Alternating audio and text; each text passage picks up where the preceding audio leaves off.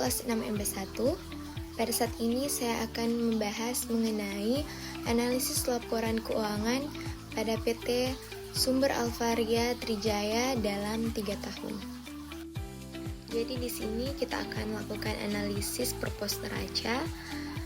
Pertama untuk aset lancar di tahun 2021 berjumlah Rp14.211.903.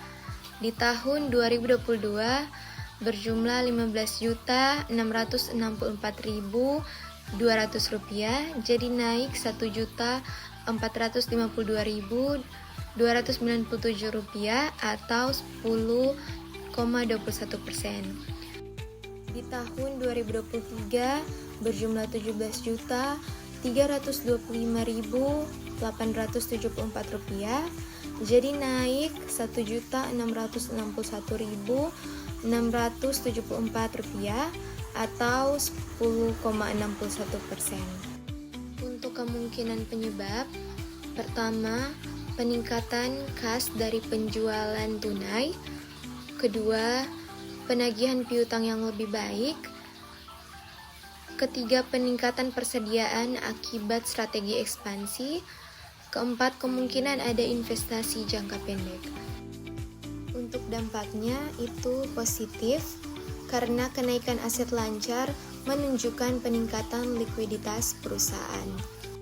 Yang kedua, untuk aset tidak lancar di tahun 2021 berjumlah Rp13.158.307. Di tahun 2022 berjumlah Rp15.082.066, jadi naik Rp1.923.759 atau 14,62%. Di tahun 2023 berjumlah Rp16.920.309, jadi naik Rp1.838.243 atau 12,18%. Untuk kemungkinan penyebab, pertama, pembelian aktiva tetap seperti bangunan atau peralatan produksi. Kedua, investasi jangka panjang dalam bentuk aset tetap. Untuk dampaknya itu positif jika pembelian aset tetap meningkatkan produktivitas, tetapi negatif jika aset tidak dimanfaatkan dengan baik. Selanjutnya untuk hutang jangka pendek di tahun 2021 berjumlah Rp16.376.061. Di tahun 2022 berjumlah Rp17.389.232, jadi naik Rp1.013.171 atau 6,18%. Di tahun 2023 berjumlah Rp17.262.927, jadi turun Rp126.305 atau minus 0,73%. Untuk kemungkinan penyebab, pertama, di tahun 2022 tambahan pinjaman untuk modal kerja atau pembelian persediaan. Di tahun 2023 pembayaran hutang jangka pendek lebih besar dari penambahan hutang baru. Untuk dampaknya di tahun 2022 bisa positif jika pinjaman digunakan untuk meningkatkan penjualan. Di tahun 2023 bisa baik jika perusahaan mulai melunasi hutang dan mengurangi beban bunga.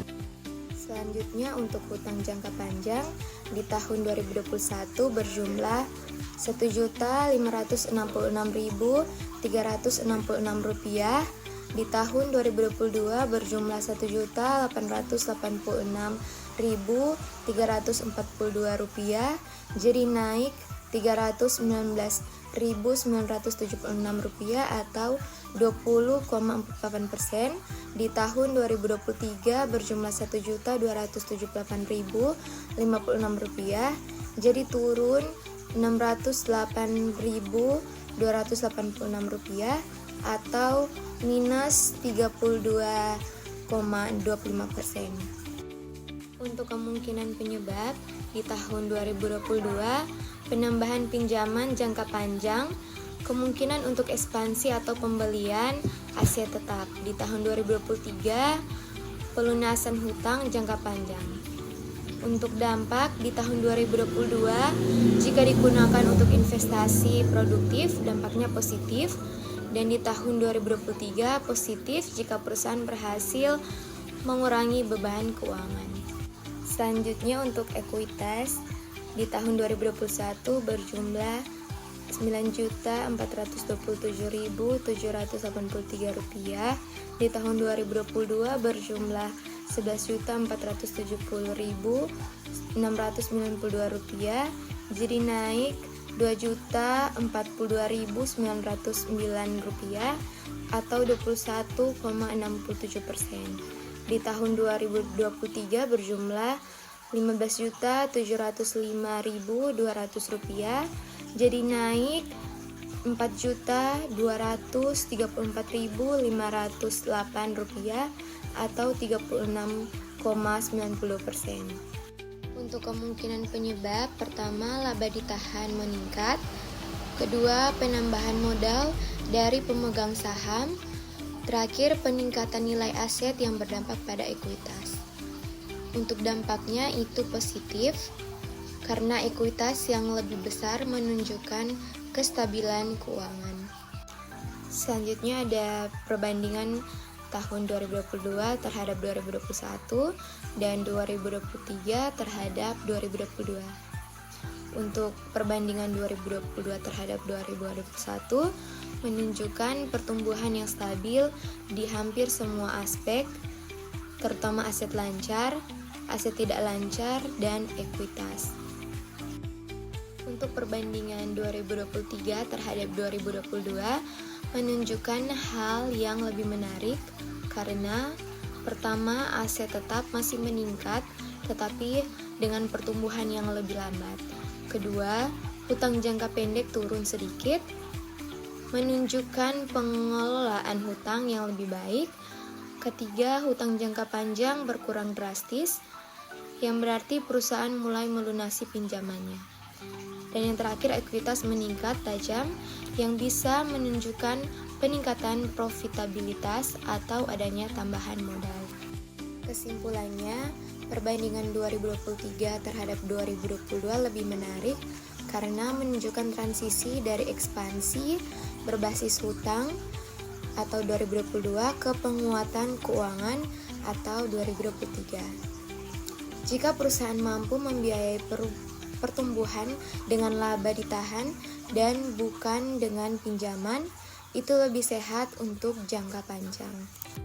Mengapa hutang naik di 2022 dan turun di 2023? Pertama, hutang jangka pendek naik di tahun 2022 bisa jadi karena kebutuhan modal kerja untuk mendukung peningkatan penjualan. Kedua, hutang jangka panjang naik di tahun 2022 kemungkinan digunakan untuk membeli aset tetap seperti tanah, bangunan, atau mesin.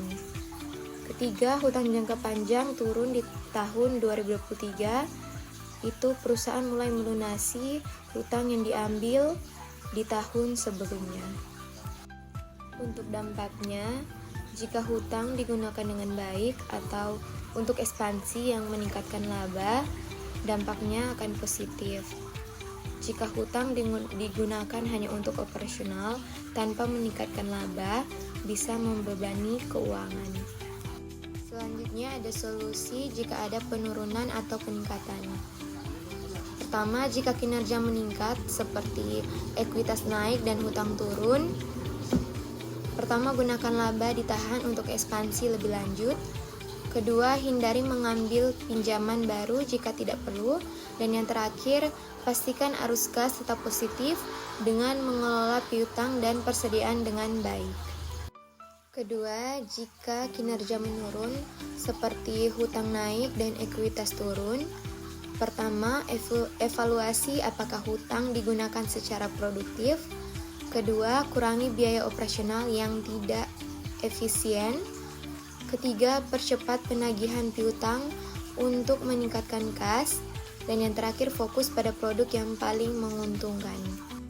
Kesimpulan akhir, pertama, kondisi 2022 terhadap 2021 menunjukkan ekspansi perusahaan dengan peningkatan aset, hutang, dan ekuitas. Kedua, kondisi 2023 terhadap 2022 menunjukkan perbaikan keuangan dengan penurunan hutang dan peningkatan ekuitas yang signifikan. Ketiga, perusahaan tampaknya mulai fokus pada profitabilitas dan pengurangan hutang di 2023 yang merupakan strategi sehat. Keempat, jika hutang naik, kemungkinan untuk modal kerja atau pembelian aset tetap, jika digunakan dengan baik, dampaknya bisa positif. Dan yang terakhir, jika terjadi penurunan kinerja, perusahaan harus mengelola arus kas lebih baik dan mengurangi beban operasional. Mana yang lebih baik dibandingkan? Jadi 2023 terhadap 2022 lebih menarik karena menunjukkan perubahan strategi dari ekspansi berbasis hutang ke penguatan modal sendiri.